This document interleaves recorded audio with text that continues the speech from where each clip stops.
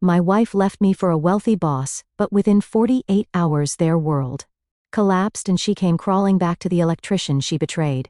I'm Alex, 34, male. I've been an electrician since I was 19. I started as an apprentice, making love money, and worked my way up to journeyman, then master electrician 5 years ago. I started my own business. Nothing fancy, just me and 2 other guys wiring up houses and doing commercial jobs around town.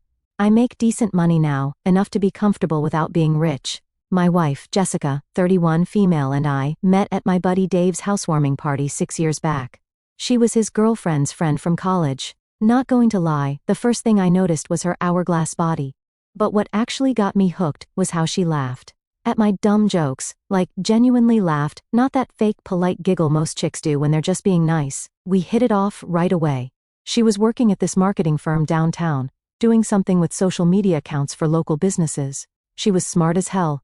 Always had something interesting to say, not like those boring dates where you're desperately trying to keep the conversation going.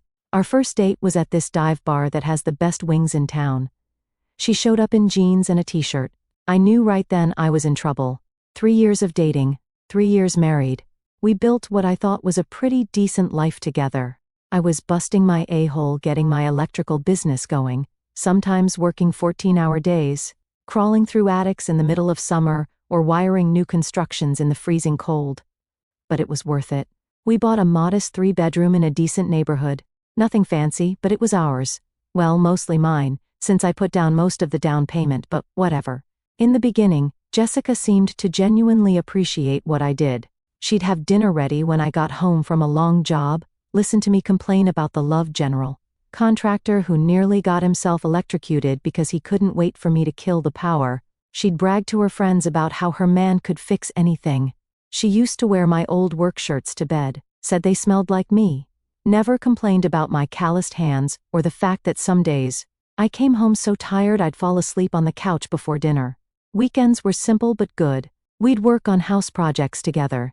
She actually got pretty decent with a paintbrush and could hold her own with basic power tools. We'd have friends over for BBQs, binge-watch shows, try new restaurants, normal couple love. We took a vacation once a year, nothing extravagant, usually a beach somewhere within driving distance, but we had fun. But I'm going to be real. There were probably signs that things weren't as perfect as I thought. When you're grinding every day, trying to build something, you don't always see what's right in front of your face. And honestly, I've never been the most observant guy when it comes to emotional love. My dad was old school. Fix things, provide, protect.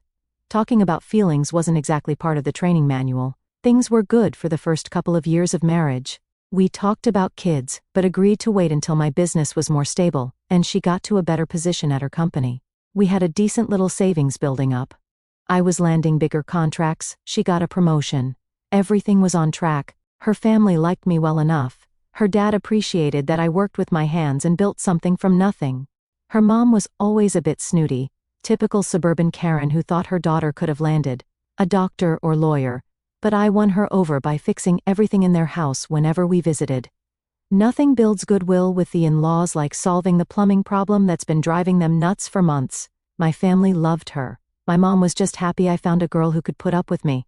My dad thought she was a little too into social media and brand names, but kept that to himself, mostly. My younger brother thought she was hot, the little a-hole, but respected our relationship. We had a good group of friends too, a mix of my construction buddies and her marketing co-workers. Regular game nights, summer cookouts, a fantasy football league that got way too competitive. Normal love, a good life. If you'd asked me then, I would have said we were solid. Not perfect. We had the normal fights about dumb stuff like dishes in the sink, or me tracking mud into the house. She'd get annoyed when I'd forget some event with her friends. I'd get irritated when she'd spend too much money on clothes or makeup. But nothing major, no red flags. At least none that I saw. Man, typing all this out, it's like watching the beginning of a horror movie where everything seems fine, but you know the serial killer is about to jump out. Except in my case, the monster was wearing Victoria's Secret and sleeping next to me every night. The first sign something was changing was probably about 8 months ago. That's when Jessica started talking more and more about this new guy at work, Mike. Mike with his MBA from some fancy school. Mike with his amazing ideas for the company. Mike who was going places. I should have paid more attention when my wife couldn't go 5 love minutes without mentioning another dude's name. But like I said, I was focused on growing my business, landing contracts, managing my small crew. I didn't realize I should have been focusing on what was happening right under my own roof. But then it became Mike this, Mike that. Mike thinks we should approach the Johnson account differently. Mike went to Cancun last year and said we should go. Mike says my ideas have real potential. Pretty soon, I'm hearing about Mike's love breakfast choices and workout routine. Like I give a love that Mike does CrossFit and eats avocado toast.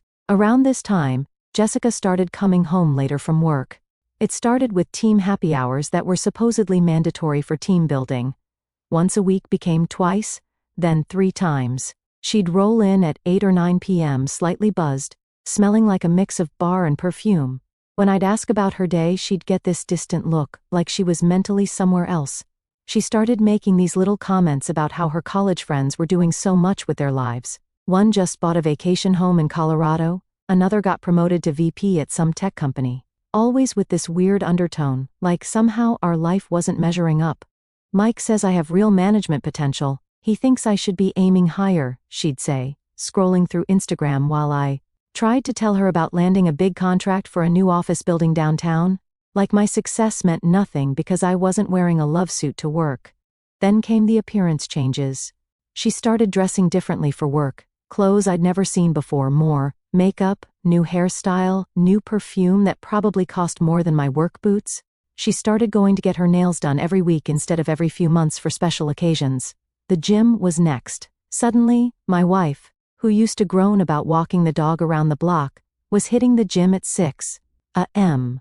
before work at some fancy new place downtown with classes, smoothies, and personal trainers. $200 a month compared to the perfectly good $30 a month place 5 minutes from our house. And she was coming home later and later, always showering at the gym after her workout, so she'd arrive home freshly showered, makeup perfect, hair done at 8 or 9 p.m., because that's totally normal after a sweaty gym session, right? I'm not the jealous type. I've never been the guy who checks his girl's phone or tracks her location. I always figured trust is either there or it isn't, and if it isn't, the relationship is already love. But I'm also not stupid. I started noticing she was always on her phone but would turn the screen away when I came near. I caught her texting late at night with the brightness turned all the way down. She'd take calls and suddenly need to step outside for better reception in our house that has never had reception problems. One night, I woke up around 2 a.m. to use the toilet, and she wasn't in bed. I found her in the kitchen, furiously texting someone. When she saw me, she nearly dropped her phone and quickly said she couldn't sleep and was checking work emails at 2 a.m. Sure, money changes too. We always had separate accounts for our own spending money, plus a joint account for bills and savings. I started noticing larger than normal withdrawals from the joint account into her personal account. When I asked, she'd say something vague about needing to help her sister or investing in a work thing. Credit card statements showed charges at restaurants on nights she was supposedly at girls' night or working late. Expensive clothing stores when she claimed she was just browsing. Hotel bar charges in the middle of a workday. The final straw was Valentine's Day. I'm not usually big on that commercial love holiday, but I made reservations at this nice steakhouse she'd been wanting to try. I ordered flowers to be delivered to her office, even bought her this silver bracelet she'd been hinting about. I texted her around noon to make sure she'd be home in time for our 7 p.m. reservation. No response. I called at 5, straight to voicemail. By 6:30, still nothing. I ended up sitting on the couch in nice clothes with flowers wilting on the table and a cold bracelet box in my pocket. She finally strolled in at 11 p.m., clearly drunk, saying there was a work crisis and her phone died. She didn't even notice the flowers or my dress clothes, just went straight to bed. The next morning she acted like nothing happened. When I brought it up, she got defensive, saying I was overreacting and making her feel guilty about having to work late. That's when I knew for sure something was love up. The Jessica I married would have at least felt bad about missing Valentine's Day, would have apologized, tried to make it up to me. This new Jessica just seemed annoyed that I expected her time and attention at all. I'm a pretty straightforward guy. My first instinct was to just confront her, ask if she was cheating, have it out. But something stopped me, maybe pride, maybe self-preservation. Instead, I decided to pay attention, really pay attention. I started keeping track of patterns. Every Tuesday and Thursday, late meetings. Every other Saturday, girls' brunch that somehow lasted until dinner. She always came home with her hair done, but no shopping bags from these supposed shopping trips. I checked our cell phone records online, multiple calls and texts to the same number, always at times when she was working late or at the gym, a number that wasn't saved in our family phone plan contact list. One day, while she was in the shower, I did something I never thought I'd do. I checked her phone. It was locked with a new passcode. Since when did she need to lock her phone from me? We used to know each other's passcodes, not because we were checking on each other, but just for convenience. Then the work events started. Company parties, client dinners, team outings that I was suddenly not invited to. It's just for employees, or it would be boring for you. The Jessica I married used to love showing me off to her coworkers, introducing me as her sexy electrician husband. I'm not the most observant guy with relationship stuff, but even I couldn't ignore what was happening. My wife was pulling away, building a separate life that I wasn't part of. The question was, what was I going to do about it? As I was deciding what to do, the universe decided to hand me a piece of real evidence. I was fixing our leaky bathroom sink. I dropped my wrench, and it knocked over Jessica's makeup bag that was sitting on the counter. While picking up the scattered lipsticks and whatnot, I found a hotel key card tucked in the side pocket, not from any vacation we'd been on. This one was from the Marriott downtown, walking distance from her office. Weird thing to keep as a souvenir unless it had some special meaning, right? I put it back exactly where I found it, and finished fixing the sink like nothing happened. But that key card kept eating at me. That night, after she fell asleep, I did a deep dive into our finances. Jessica always handled the bills and budgeting. Not because I couldn't do it, but she was pickier about that stuff, and I was happy to let her deal with it. I logged into our joint accounts and started going through recent statements. I found large withdrawals to her personal account over the last 3 months. We're talking about $500 here, $700 there, money that was supposed to be for our future, our savings, our life together. Credit card statements showed shopping charges at stores way above our usual budget, dinner charges on nights she told me she was eating with the girls at, restaurants that were definitely not the casual places her friends usually picked. Charges at high-end lingerie stores for stuff I'd never seen her wear. Then I spotted it, a hotel charge from the same Marriott downtown. From 3 weeks earlier, just a bar charge, not a room, but still. She hadn't mentioned being at any hotel bar. When I cross-referenced with our text messages from that day, she told me she was working late on a big presentation. My buddy Trent works in IT security. We've been friends since high school. I'm not proud of it, but I called him up and asked if he could help me access Jessica's email. I told him my suspicions. He was hesitant at first, but he'd been through a bad divorce himself. After his ex cheated, so he understood where I was coming from. He helped me set up a simple keylogger on our home computer, just a basic program that would capture her passwords the next time she logged in. Shady? Absolutely. Legal? Probably not. But at that point, I didn't care. I needed to know what the hell was going on. 2 days later, I had her email password. There it was. Message after message with this Mike guy. Weekend plans, complaints about me, how I was stuck in my underdog mindset while Mike was going places, how she was settling by staying with me, how she deserved more luxury in her life than I could provide. The same Mike, who I now knew, was her direct supervisor, who had just gotten promoted to regional director at her company. The same Mike, who according to his Facebook profile that I now stalked like a psycho, was married with a 2-year-old and another kid on the way. There were hotel confirmations, screenshots of apartment listings they were looking at together, messages planning their future after.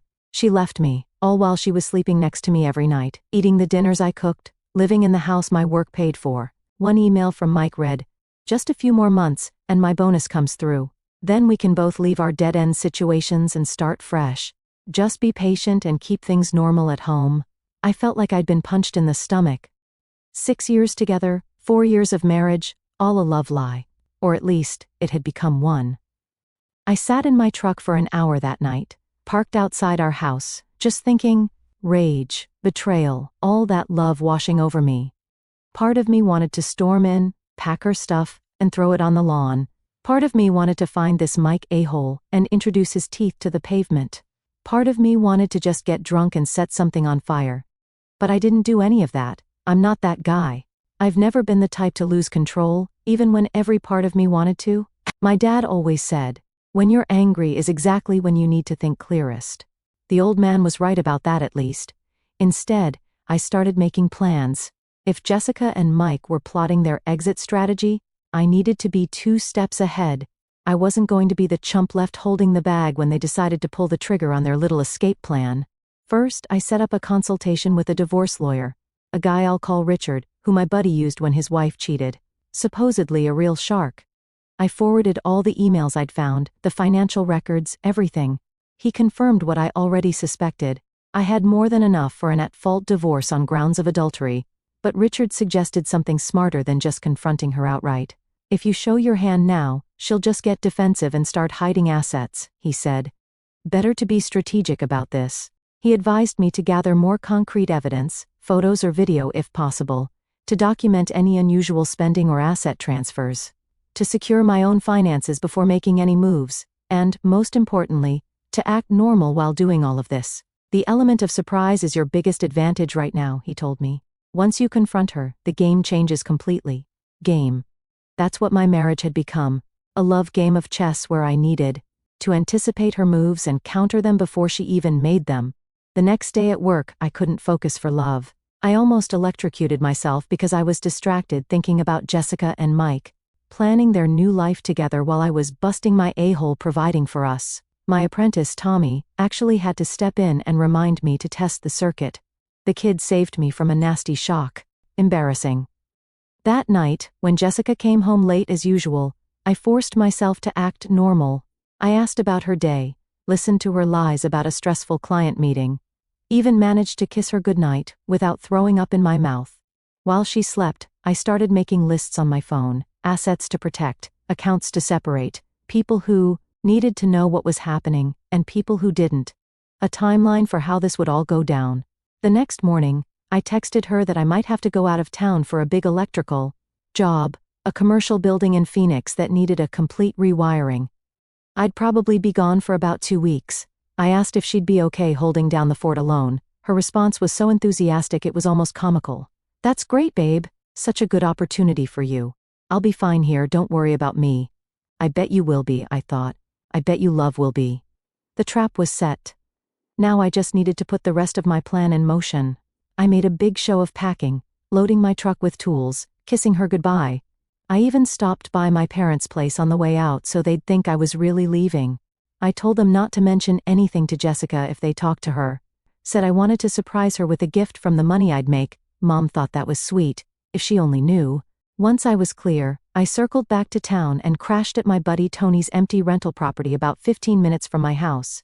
He's been through his own divorce nightmare, so he got it. I needed eyes on my house, so one of my friends, Kevin, who installs security systems, hooked me up with some discreet outdoor cameras I could monitor from my phone. We set them up when Jessica was at work, one watching the driveway, another on the front door. Nothing inside the house. I'm not that kind of creep, and honestly, I didn't want to see what might happen in my own bedroom. The first day was quiet. Jessica came home, ordered food, watched Netflix, sent me some love miss you texts that I answered with equally fake enthusiasm. The second day, around 7 p.m., a black Audi pulled up. Out steps Mr. Regional Director himself, tall, gym body, expensive watch catching the streetlight. He brought wine, stayed until 3 a.m. I got it all on video, the arrival, the way they kissed at the door, definitely not their first time. How comfortable he looked walking into my house with an overnight bag, like he owned the place. The same love happened 3 more times that week. Once, they left together in the morning, her calling in sick, while they spent the day who knows where. They ate dinner on my deck, drank my expensive whiskey I'd been saving, even took my boat out that I busted my a-hole to buy. While watching this love show, I wasn't just sitting around feeling sorry for myself. I called my dad first, showed him everything. He was pissed but focused. "What's the plan, son?" he asked. "Need to protect what I've built," I told him. The next few days were a blur of preparation with Richard, my lawyer. I secured my business, since it was already an LLC in my name only, set up new bank accounts, transferred my work equipment to the business name, changed beneficiaries on everything, stored important documents and irreplaceable stuff off-site. Most importantly, I had papers drawn up giving my dad temporary power of attorney over my business. I moved half our savings to my new account, leaving her exactly half, everything above board and documented through my lawyer. By day 10, I had everything I needed: videos, emails, financial records, and a solid legal strategy. Just one more chess move before confrontation. I anonymously sent all the evidence to Mike's pregnant wife. She deserved to know before making life-altering decisions, just like I wished someone had done for me. With that final piece in place, I was ready to head home a day early from my business trip and watch Jessica's face when she saw me. So, I drove home a day early from my Phoenix job, ready for the big confrontation. I had this whole speech prepared in my head. I kind of expected to catch Jessica and Mike in the act, maybe get some more video evidence. But life's full of surprises, ain't it? I pulled into the driveway and noticed something off right away. Her car wasn't there. Weird, since my security cam showed it parked there just 3 hours earlier. I figured maybe she went grocery shopping or something. I walked in, and the house felt empty. You know that feeling when a place that should feel like home suddenly doesn't? The air was different, quieter. I called out her name, nothing. I checked the kitchen, the living room, then headed to our bedroom. That's when it hit me. Her side of the closet was completely cleared out, dresser drawers empty, bathroom counter missing all her expensive creams and makeup. Love. On the bed was a note, folded neatly on my pillow like this was some romantic movie. Alex, I can't do this anymore. I've moved on with someone who matches my ambitions and can give me the life I deserve. I'll have my lawyer contact you about the divorce. Don't try to find me. Jessica. Love. Cold, right? 6 years together, 4 years of marriage, and that's it. 8 lines on a piece of paper, not even a full page. I sat on the edge of the bed, note in hand, feeling nothing. No rage, no heartbreak, just this weird emptiness, like I was looking at the aftermath of something that had been dead for months, but I just hadn't admitted it yet. I headed to the living room and opened my laptop, pulled up the security footage from earlier that day. There it was. Jessica and Mike loading suitcases and boxes into his Audi around noon. She was laughing as he struggled with a heavy bag, both of them looking excited, like kids sneaking out past curfew.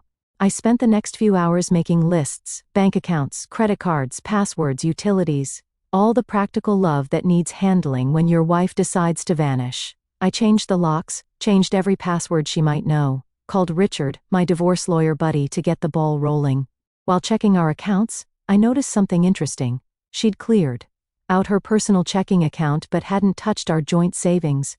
Either she forgot in her rush to start her fancy new life, or she was planning to come back for it once things settled. Then it hit me. The safe in my home office. I opened it, and yep, all her important documents were still there. Birth certificate, passport, social security card. Everything you need to function as an adult in this country. She'd been in such a hurry to bail that she'd completely forgotten the basics. Stupid. I picked up my phone to text her about it but stopped. Richard's advice came back to me. Don't engage until we have everything in order. Let her make the first mistakes. Instead, I called my dad, explained the situation. He came over quickly. We sat on the deck, talking, while I transferred half our savings to a new account in my name only, left her half in the joint account. I'm not a thief, but I'm not a sucker either. Dad stayed over that night. Good thing too, because around 3 a.m. my phone started blowing up. Text after text from Jessica. Just realized I left some important things. Can we arrange a time for me to pick them up? Alex, please respond. This is childish. They're my documents. I need my passport for a new job opportunity. I shut off my phone and went back to sleep. Let her sit with her poor planning for a while. The next day was weirdly normal. I went to work, wired a new construction site, made small talk with my crew. Nobody knew my life had just imploded, and I didn't feel like sharing. I checked my phone at lunch. 27 missed calls, voicemails ranging from sugary sweet to threatening legal action. Mike had even called twice, trying to sound all authoritative about personal property law. I just texted Jessica once, all communication through lawyers from now on. Then I blocked both their numbers and finished my sandwich. 48 hours after Jessica's great escape, I was in the garage, reorganizing my tools. What can I say? It's therapeutic. When I heard someone pounding on the front door. I checked my new security app, and there she was, looking considerably less put together than when she left. I laughed my a-hole off and took my sweet time answering. I found her on the porch, mascara smeared, hair a mess, wearing what looked like yesterday's clothes. "You changed the locks?" were the first words out of her mouth, all indignant, like I'd done something wrong. "Yup." I didn't invite her in, just stood in the doorway. "I need my things, Alex. My documents. I can't do anything without them. Should have thought about that before you cleared out while I was working." Her face did this thing where she was trying to look sad but also trying to look attractive while looking sad. It's a weird expression that used to work on me. Not anymore. "Can I please come in and get my passport at least? I have a job interview tomorrow." "Nope. All items will be exchanged through lawyers. I've already contacted mine." That's when she switched tactics, started crying, shoulders shaking, the works. "Please, I made a mistake. Mike isn't. Things aren't what I thought. I just need my documents. Not my problem. You can't legally keep my identification documents." Her voice rose to that shrill tone. "Actually, I can secure them until proper legal exchanges are arranged. They're safe. They'll be returned through appropriate channels." She tried to push past me into the house. I just stepped to the side, blocking the door with my arm. "Jessica, you made your choice. You left. This isn't your home anymore. It's my house, too. My name is on the mortgage. Might want to check that again. Mortgage is in my name only. House was purchased with my pre-marriage savings as down payment, and since you abandoned the residence without notice, you've complicated your claim considerably. Thank you, Richard, for that legal script." I felt she didn't quite get what I said, but she felt it because her face showed the exact moment she realized I wasn't the pushover she thought. "Where am I supposed to go? Mike's place is complicated. Trouble in paradise already?" That was fast. She glared at me. His wife found out somehow, showed up at his apartment screaming, had all these emails and videos. "Did you have something to do with that?" I just shrugged. Sounds like karma to me. "I have nowhere to go, Alex. Let me stay here until I figure things out." "No, just for a few days. I'll sleep on the couch." "No. You're being cruel. Full waterworks now. After everything we've been through? Cruel would be leaving someone with a love note after 4 years of marriage. Cruel would be screwing your boss in our bed while I was working my a-hole off providing for us. Cruel would be planning to clean out our accounts once his bonus came through." Her eyes went wide. "How did you—" "I know everything, Jessica. Every email, every plan, every complaint about my lack of while you were falling for his leased car and maxed out credit cards." She crumpled onto the porch steps, sobbing for real this time, not for me, for her perfect exit strategy falling apart. I almost felt bad. Almost. "I'll have Richard contact your lawyer about document exchange. You should go now." I closed the door, watched through the security cam as she sat there crying, for another 20 minutes before finally calling her sister to pick her up. Later that night, my phone lit up with a text from an unknown number. "This isn't over. You had no right to ruin everything. Mike." I forwarded it to Richard with one comment: "More evidence for the file." I spent the next couple of weeks focusing on work and getting my love together. I had a massive rewiring job for a restaurant downtown that kept me busy, plus Richard was putting together our divorce strategy. And yeah, it's been 3 weeks since she showed up crying on the porch. The document exchange finally happened, supervised by both our lawyers at Richard's office. Jessica showed up looking rough, dark circles under her eyes, wearing clothes I recognized from 2 seasons ago. Guess the fancy shopping sprees were over. She tried to corner me before the meeting. "We need to talk privately, Alex. Nothing to say that can't be said in front of the lawyers." Richard was a love beast, had everything organized, documented, ready for signature. Jessica's lawyer looked annoyed the whole time, probably because she kept interrupting him to make emotional appeals directly to me. "I made a horrible mistake," she said at one point, reaching for my hand across the table. "We could work through this." I moved my hand away. "We're here to exchange documents, not reconcile." Her lawyer finally had to tell her to stop because she was making things worse. That seemed to wake her up to the reality of the situation. As we were wrapping up, I found out through Richard that Mike's situation had imploded spectacularly. His pregnant wife, Emma, had filed for divorce with evidence of multiple affairs, not just with Jessica. The company fired both Mike and Jessica for violating policy about manager-employee relationships. He was facing possible legal action from the company for using business trips to conduct his affairs. Jessica had been staying with her sister but wore out her welcome after a week of crying and drama. I also heard that she tried moving in with Mike, but that lasted all of 3 days before reality set in, too unemployed. People with mounting legal bills in his expensive apartment that turns out he could barely afford when he was employed. Meanwhile, my life's been improving. The business is doing better than ever. I landed 2 major commercial contracts that will keep us busy all year. I bought a new truck. Not to show off, but because I actually needed one for work. The divorce is moving quickly since Jessica left voluntarily, leaving a written note about moving on with someone else, and there's solid evidence of her affair. It's pretty straightforward. Richard thinks we'll be done in record time. Jessica still tries reaching out occasionally, texts from new numbers about how she misses what we had and made the biggest mistake of her life. I don't respond, nothing left to say. Last I heard, she moved back in with her parents in Ohio. I'm pretty sure Mike's sleeping on his brother's couch and working DoorDash to make child support payments. Their grand romance lasted less than a month in the real world. Some of my friends ask if I regret how I handled everything, if I was too harsh or calculated. I tell them the same thing: when someone shows you who they really are, believe them. And when they're planning to screw you over, there's no shame in protecting what you've built. My old man told me something that stuck: in electrical work, you always plan for the worst case scenario because it only takes one mistake to kill you. Turns out, that applies to marriages too. Life's not perfect now, but it's real, and it's mine. I met this chick at a job site the other day. We've been grabbing coffee after work a couple of times a week. And I'm already developing feelings for her. Nothing serious yet, but there's something about a woman who can thread a pipe and talk circuit breakers that just works for me. She laughs at my dumb jokes. I thought Jessica was the only woman on earth who laughed at my jokes. And she doesn't look at her phone every 5 seconds when we're together. Crazy how you don't realize what you're missing until you actually have it. No regrets. Thanks for coming to my TED Talk, Reddit. You guys helped more than you know. Edit, holy love, thanks for the gold. To answer the most common question, no, I won't take Jessica back.